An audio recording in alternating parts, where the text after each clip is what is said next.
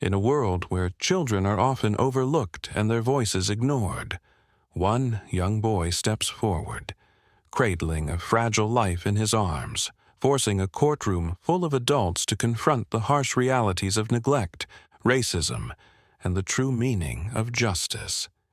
His words pierce through the air, silencing a room full of judgment and indifference. The heavy wooden doors of the courtroom creaked as they swung open, revealing a boy so small that he barely seemed to belong in such an imposing space.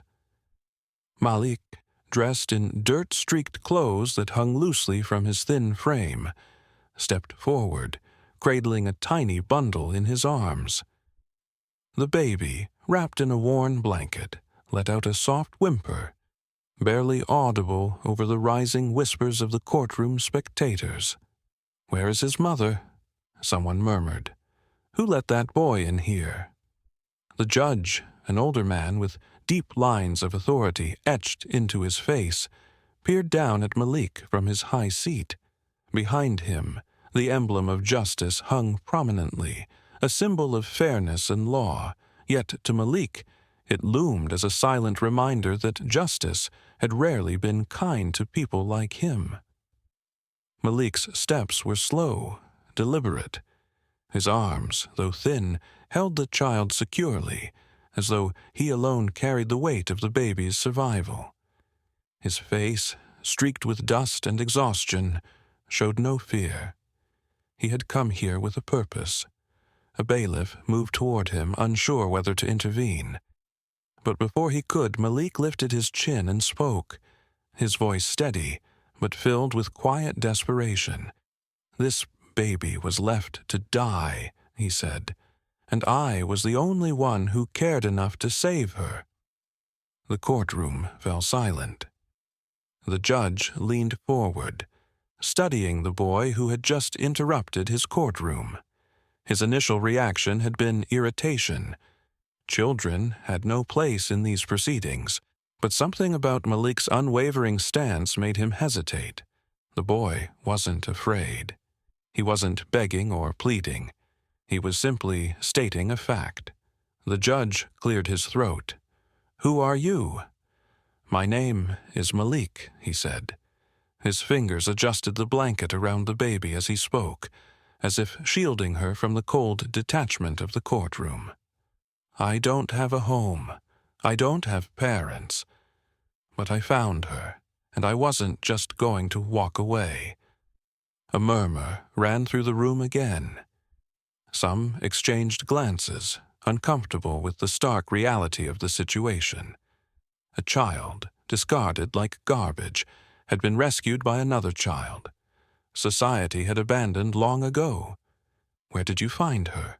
a lawyer from the prosecution finally asked, adjusting his glasses as if trying to make sense of this unexpected development. "Behind the houses on Maple Street," Malik replied. "Wrapped in a blanket, but she was shivering. No one was looking for her. No one cared." The judge exhaled, pressing his fingers together in thought. "Do you know whose child this is?" Malik shook his head. "Number. But that doesn't change what happened. Someone left her. Someone decided she wasn't worth keeping." His voice didn't waver. The weight of his words settled into the courtroom, pressing against the walls like a force too strong to ignore. The spectators, who had come expecting another routine trial, now found themselves faced with a question they had never considered. What happens when the most neglected, the most forgotten among us, are the only ones left to show compassion? A woman in the front row wiped her eyes. A man, who had been reading through his case files moments earlier, sat back in his chair, suddenly uncomfortable. The truth was in front of them, undeniable and raw. The judge sighed and turned to the bailiff. "Have social services been contacted?" "Yes, Your Honor," the bailiff said. "They're looking into it now." Malik's grip on the baby tightened. She needs someone now, not later, not when it's convenient. He swallowed hard. I know what it's like to wait for someone to care, and sometimes no one ever comes." The judge's expression flickered, just for a second. He leaned back in his chair, adjusting his robe. "And what do you think should happen, Malik?" Malik didn't hesitate. "She needs a home, a real one, not just a system that shuffles her around, not people who only care because they have to. She needs someone who will love her."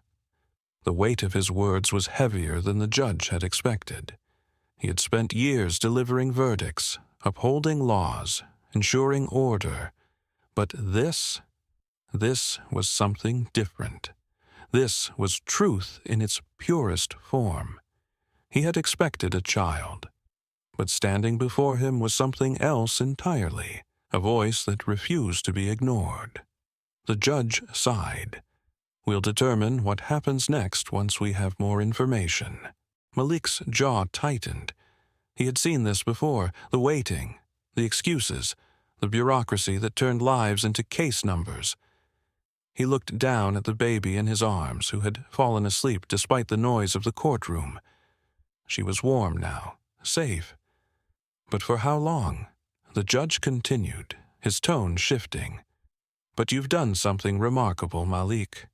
You saw someone in need, and you acted. You've reminded us all what it means to be human." The courtroom remained silent, absorbing those words. And for the first time, Malik felt something unfamiliar, a flicker of hope. Malik had never known the warmth of a real home. His life had been a cycle of cold nights in homeless shelters, of moving from one temporary space to another, of learning to exist in a world that rarely acknowledged him. He had grown up invisible, a shadow slipping through the city streets, ignored by those who passed him by. People saw his dark skin, his ragged clothes, and immediately assumed the worst. He had learned early on that in their eyes he was nothing more than a problem they didn't want to face. But despite the neglect, despite the hunger and the cruel words, Malik had never let the world strip him of his humanity. He had spent years watching people walk past suffering, as if it wasn't there. He had seen other homeless people begging for food, while businessmen and politicians strolled by, their eyes locked on their phones as if acknowledging the pain around them would somehow make it real. He had seen mothers clutch their children's hands tighter when he passed, had heard whispers of suspicion any time he lingered too long near a storefront. He had grown up in a world that had already decided who he was before he even had the chance to show them. But none of that changed the way he saw himself. Malik knew who he was. He had spent his life in survival mode, but survival had never made him cruel. If anything, it had only made him more determined to be the kind of person no one had ever been for him. That was why, on the coldest night of the year, when most people hurried home to the comfort of heated houses and warm meals, he had stopped. He had been walking past a row of townhouses, their windows glowing gold from within, the scent of cooked dinners lingering in the air. The contrast between their lives and his own was nothing new. He had spent years looking at homes he knew he would never step foot inside. But something different had caught his attention that night. A sound, soft, weak, but unmistakable, a baby's cry. At first, he thought he was imagining it, but then it came again, barely louder than the wind, but desperate in a way that made his chest tighten.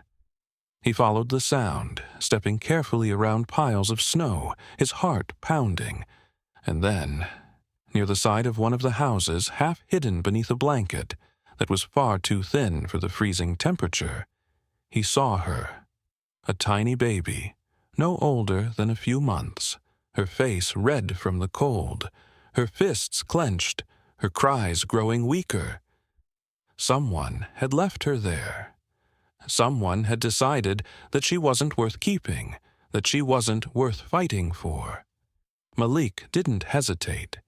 He knelt down, his fingers trembling as he carefully picked up the child, wrapping the blanket tighter around her small body. Her skin was icy to the touch, and for the first time in his life, Malik felt something close to panic. He had known hunger, exhaustion, pain, but he had never known this kind of fear. The kind that came from knowing a life was slipping away in his hands. He held her close to his chest, trying to share what little warmth he had. "It's okay," he whispered, rocking her gently. "I got you." He didn't know how long he stood there, but when he looked up, his breath visible in the icy air, he saw people watching him from their windows. Warm, well-fed, their eyes filled with something between curiosity and suspicion. Not one of them came outside. Not one of them moved to help. It wasn't until later that he learned the truth. The baby had belonged to a wealthy family, one of those untouchable, powerful ones who lived in houses filled with crystal chandeliers and expensive rugs. People who had everything but still managed to throw away what they didn't want. The child had been a secret, an inconvenience. She had been abandoned not because of circumstance, but because her existence had been deemed an embarrassment. The thought made Malik's stomach churn. These were the people who were supposed to be better than him, weren't they? The people who walked past him on the streets, pretending he didn't exist. The people who whispered about crime and danger whenever they saw someone like him. They had everything, and yet they had left their own child to die in the snow. Malik had nothing, but he had cared, and that was the difference. As he carried the baby through the city, searching for someone who would help, his mind raced with questions. What if he had walked by just a few minutes later? What if he had been like everyone else, pretending not to hear, pretending not to see? Would she have died alone in the cold while the world carried on, unbothered? He thought of his own life, of all the times he had been ignored, of all the times people had chosen to look away rather than help. He thought about the way society decided who was valuable and who wasn't, who deserved to be saved, and who was better off forgotten. And then he looked down at the tiny baby in his arms. He had found her, but in a way, she had also found him. Because now, standing in a courtroom, with the world finally forced to listen, he was going to make sure that neither of them were ever invisible again. Malik took slow, deliberate steps toward the witness stand, his small hands still clutching the edges of his tattered sleeves. The courtroom, heavy with judgment and quiet murmurs, felt suffocating. All around him were people in crisp suits, polished shoes, and expensive perfumes. People who had spent their lives in places like this, where words decided fates, where justice was supposed to be blind. Yet, as Malik looked up at the stern, towering judge, he knew that justice had never truly seen him. He climbed into the seat, his legs barely reaching the floor. The judge adjusted his glasses, staring down at the boy with an unreadable expression. The lawyer approached, clearing his throat before speaking. "State your name for the record," he said, his voice smooth, practiced. "Malik," the boy answered, his voice steady despite the pounding in his chest. "Full name," the lawyer pressed. "I don't got one," Malik said plainly. The response sent a ripple through the courtroom. Some people shifted uncomfortably in their seats, others exchanged glances. A child without a last name, without a home, standing before the law to tell a truth no one wanted to hear. The lawyer hesitated for a second before continuing. "Malik, can you tell us what happened the night you found the baby?" Malik swallowed, gripping the edges of the wooden stand, his fingers pressing into the rough grain. He wasn't afraid to tell the truth. He was just afraid that, like always, no one would listen. But the baby in his arms that night hadn't had a choice. So he took a deep breath and started from the beginning. "I was walking," he said. "It was cold, real cold. People don't notice kids like me when it gets cold. They step over us. They look away. But I wasn't thinking about that. I was just trying to find a place to sleep." He glanced toward the judge, whose gaze had softened just slightly. Malik didn't let that distract him. "Then I heard her crying," he continued, his voice unwavering. "It was soft at first. If I had been anywhere else, I wouldn't have heard her, but I did. So I followed the sound." The courtroom remained silent, everyone leaning in, waiting. And then I saw her. Malik's fingers twitched as if he were back in that moment. She was in a blanket, not a warm one, just enough to make someone feel like they tried. But she was shaking. Her lips were turning blue. I knew. He paused, his throat tightening. I knew she wasn't going to make it if I didn't do something. The lawyer nodded, urging him on. "And what did you do?" Malik sat up straighter. I picked her up. I held her close, tried to warm her up. I looked around, thinking someone, anyone, was coming for her. But there was no one. His eyes locked onto the judge's. Nobody cared. The silence in the courtroom thickened. "I don't know why they left her," Malik continued. "Maybe she wasn't perfect. Maybe she didn't fit into their life. Maybe they thought nobody would ever find out. But I did." His voice rose, the emotion breaking through. "And I'm not going to pretend like it didn't happen just because they got money, just because they got power. She was out there, alone, in the cold. And I was the only one who cared enough to pick her up." The lawyer took a moment before asking the next question. "Do you believe that if someone else had found her, she would have been saved?" Malik shook his head. "No." He let the word settle before he added, "People like them don't care about people like me.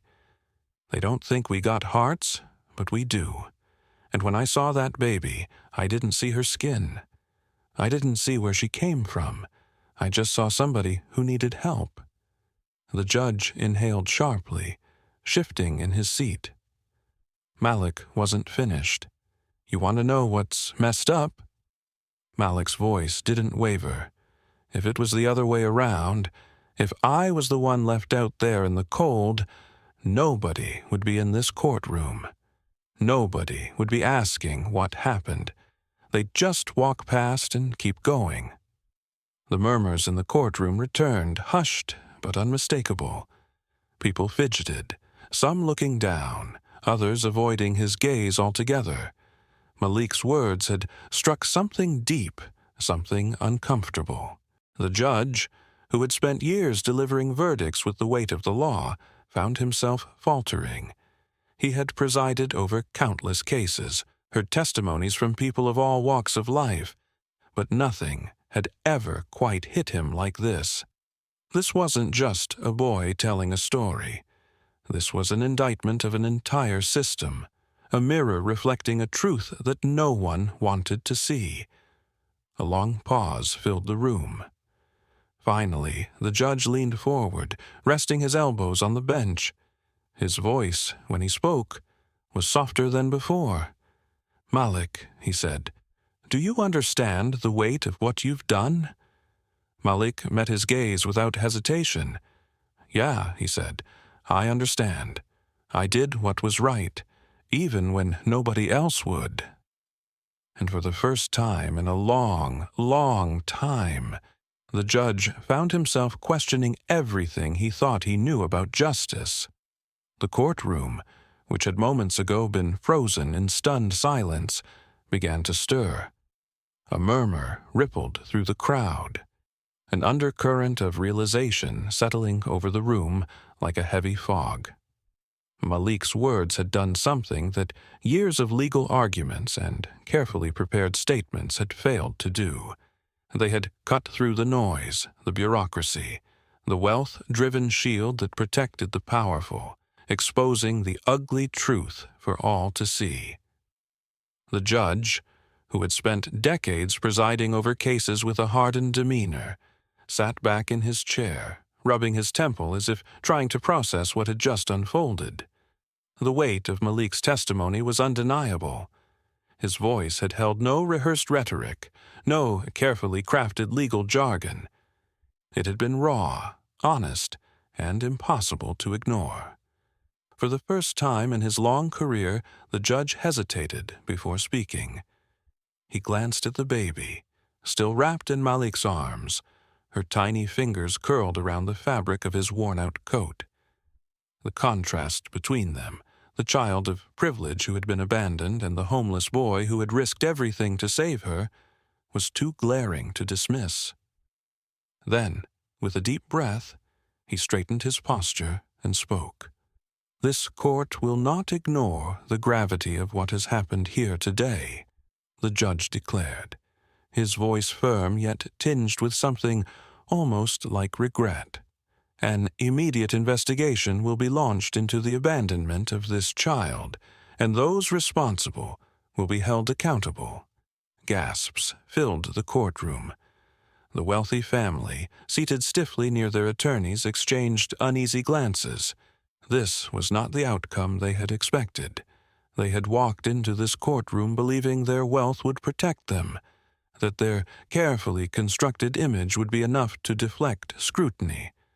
But Malik's testimony had shattered that illusion, and now, for the first time, the consequences of their actions were real. The prosecutor, who had initially been dismissive of Malik's presence, cleared his throat and addressed the judge.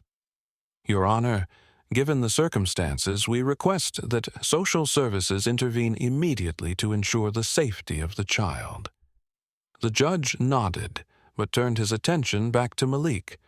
"And as for you, young man," he said, his voice quieter now, "you've done something extraordinary today." Malik, still holding the baby tightly, looked up at the judge, his expression unreadable. He wasn't here for praise.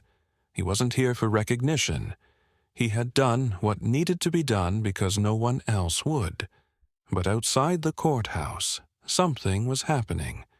News of the trial had spread rapidly, and what had begun as whispers of confusion had grown into something much louder. Crowds gathered outside, holding signs, demanding justice, not just for the abandoned child, but for Malik and countless others like him. Reporters stood in clusters, broadcasting the events in real time. A woman in the crowd wiped away tears as she listened to a replay of Malik's testimony on a nearby phone screen. "That boy," she murmured, "he's braver than all of them in that courtroom." As the case gained traction, it sparked something far bigger than just one ruling. Across the city, conversations erupted in homes, in coffee shops, in offices, conversations about privilege, about accountability, about the way justice had long been skewed in favor of the wealthy, while the most vulnerable were left to fend for themselves. Advocacy groups took up Malik's story, using it as a rallying cry to push for reforms in child welfare laws, demanding stricter consequences for those who abandoned children. Politicians who had once ignored the growing inequalities in the system were now forced to respond, their carefully crafted narratives shaken by the raw truth Malik had exposed. Even those who had never given a second thought to kids like Malik found themselves questioning their assumptions. The woman who had passed him every morning on her way to work, the shopkeeper who had once shooed him away from his store entrance, people who had looked at him and only seen a problem now, saw something different. They saw a hero, back in the courtroom, The wealthy family's lawyer attempted to regain control of the situation. "Your Honor, my clients have been under immense stress." The judge cut him off with a single raised hand. "Stress," he said, his voice laced with quiet anger, "does not justify abandoning a child to die in the cold." The lawyer fell silent. Malik, despite the noise of the moment, did not feel triumphant. This wasn't about winning. This wasn't about proving a point. This was about making sure no child, no person, was ever treated as disposable again. The baby stirred in his arms, and for the first time since stepping into that courtroom, Malik allowed himself a small, tired smile. He had done something that mattered. The courtroom was no longer just a space of legal deliberation. It had become a defining moment in history. The weight of Malik's words, the undeniable truth he had exposed, had shifted something fundamental. The judge, once a figure of rigid authority, now bore the burden of responsibility. He had seen firsthand what justice looked like in its purest form, not in the laws he had sworn to uphold, but in the actions of a young boy who had nothing and still chose to do what was right. The gavel in his hand felt heavier than ever. He cleared his throat, looking down at the courtroom, his gaze settling on Malik, still holding the baby with careful, unwavering hands. The silence was suffocating, every person in that room waiting to hear his decision. The court finds the actions of the defendant, this child's so-called family, unforgivable, the judge declared. His voice, though steady, carried something different now. A quiet acknowledgement that the law had failed before, but today it would not. The child will be placed in the care of a loving and responsible home, where she will receive the protection and care she was so callously denied. A collective exhale rippled through the room. The baby's future had been secured, not because of the system, but because of a boy who had dared to challenge it. As for young Malik, the judge continued, pausing as he looked at the boy who had stood against everything society had built against him, his actions have demonstrated a level of compassion and courage that this court cannot overlook. His testimony has served not only as a reminder of our failures, but as proof that morality does not belong to the privileged. It belongs to those who choose to act when no one else will. He set the gavel down, the sound echoing through the chamber. It is the ruling of this court that the individuals responsible for this child's abandonment be held legally accountable for their negligence, and that reforms be set in place to ensure no child suffers such cruelty again. The words rang out, solidifying a moment that would be remembered beyond the walls of that courthouse. Reporters scribbled furiously, headlines already forming in their minds. Activists who had long fought for justice saw a glimmer of hope in a system that rarely bent in their favor. And the people who had watched this unfold, who had once ignored Malik as just another forgotten face in society, now looked at him differently. But for Malik, the greatest shift wasn't the judge's ruling. It wasn't the attention, the whispers of admiration, or even the justice that had been served. It was what happened when he stepped outside the courthouse, into the cold air that had once felt endless and unforgiving. A man stood waiting for him. He was older, dressed in a simple but elegant coat, and there was something in his eyes, something Malik wasn't used to seeing when people looked at him. Recognition. "You saved a life today," the man said, his voice warm yet firm. "And you changed your own in the process." Malik didn't know what to say. No one had ever spoken to him like that before. No one had ever looked at him like he was anything more than a lost cause, a burden on the world. The man continued, My name is James Carter. I run an organization that helps kids like you, kids who have been forgotten, left to survive on their own. I want to help you, Malik. I want to give you a home, an education, a future." Malik's breath caught. The words felt unreal, like something out of a dream he had stopped allowing himself to have. But James wasn't offering charity. He wasn't offering pity. He was offering Malik what he had always deserved, a chance. The weight of it all finally settled in, and Malik, for the first time since that cold night he had found the baby, felt his knees go weak. A home, a future, a life beyond the streets, and for the first time in a long, long time, Malik allowed himself to believe that maybe, just maybe, things could be different. The town, once blind to his existence, now saw him. They had witnessed something they could not ignore. And as Malik stepped forward into his new future, the world behind him slowly began to change. Because one act of kindness, one moment of courage, had reshaped not only his destiny, but the destiny of an entire community. Malik's story is not just one of survival, it is a testament to the power of truth, compassion, and the undeniable impact of doing what is right, even when no one else will. In a world that often turns a blind eye to the most vulnerable, Malik's bravery forced people to look, to listen, and most importantly, to act.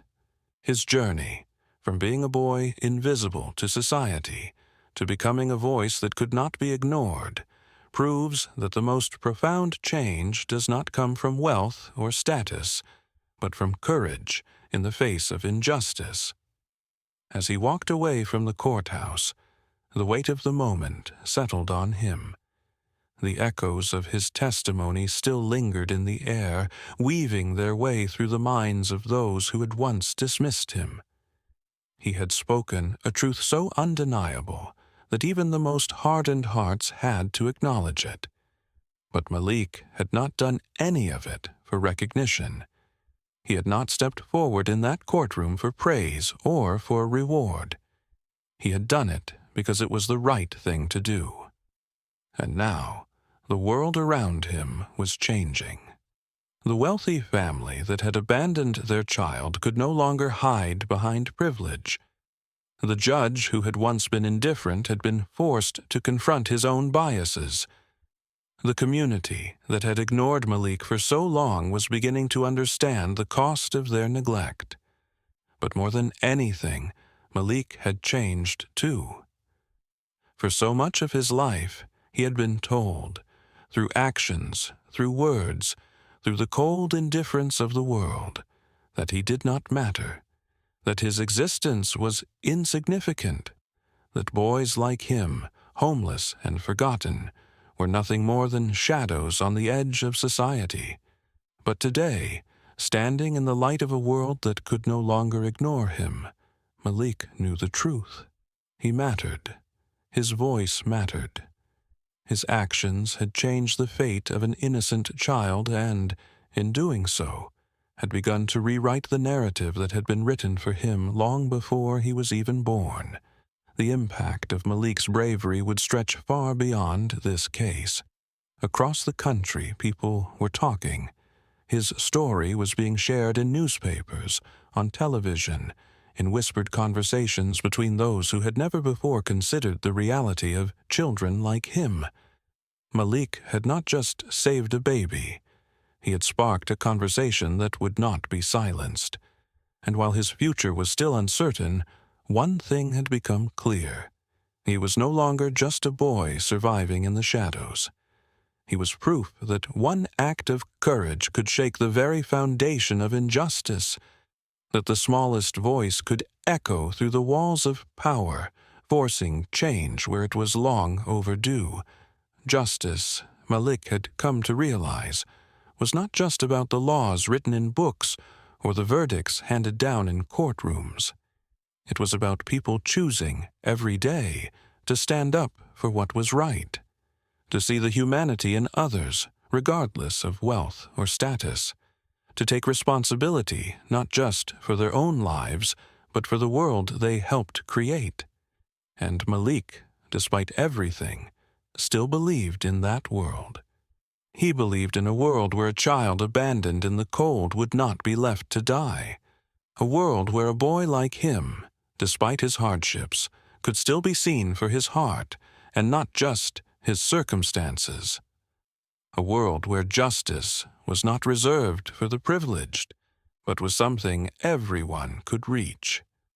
As he walked forward, stepping into a life he had never dared to dream of, Malik carried with him the knowledge that change was possible, that no matter how broken a system seemed, no matter how many doors had been closed in his face, his voice had made a difference. And if one voice could do that, imagine what could happen if the world finally chose to listen. Malik's story is a reminder that justice is not found in titles or wealth, but in the choices we make when no one else is watching. It is a reminder that every life, no matter how small or overlooked, holds value, that even in the face of overwhelming adversity, one act of kindness, one moment of courage can change the course of history. And perhaps most importantly, Malik's story is a challenge to never look away, to never ignore the suffering of others simply because it is easier, to recognize that we all have a choice to uphold a broken system or to break it apart and build something better, because the truth, no matter how uncomfortable, has the power to change everything.